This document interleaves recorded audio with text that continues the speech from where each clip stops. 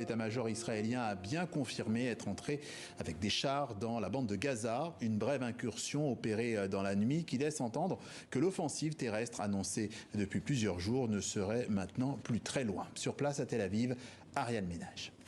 Une intervention terrestre à nouveau confirmée hier soir par le Premier ministre israélien Benjamin Netanyahou, qui s'est évidemment gardé de préciser le calendrier ou l'ampleur de cette offensive annoncée.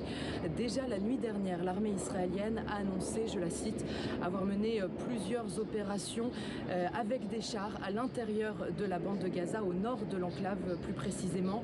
Ces opérations au sol visaient selon elle à cibler des positions du Hamas à Gaza comme des rampes de lancement de roquettes avant que les commandos ne se replient en territoire israélien. Ce n'est pas la première fois que ce genre d'incursions terrestres nocturnes sont menées par l'armée israélienne, mais il ne s'agit pas encore de la grande offensive terrestre annoncée. À la frontière entre Israël et la bande de Gaza, des dizaines de milliers de réservistes israéliens sont déployés depuis maintenant plus de 2 semaines. Des bombardements massifs sont toujours menés sur l'enclave côtière, complètement coupée du reste du monde.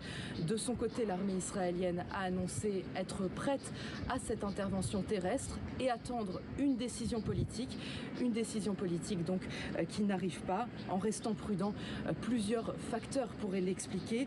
Israël semble tout d'abord s'accorder un temps stratégique. Une intervention terrestre à l'intérieur de la bande de Gaza s'annonce particulièrement meurtrière dans un territoire aussi densément peuplé. Et cette intervention pourrait aussi mener à l'ouverture de nouveaux fronts dans cette guerre. Et puis il reste évidemment la question des otages, très sensible, vous l'imaginez, au sein de l'opinion publique israélienne.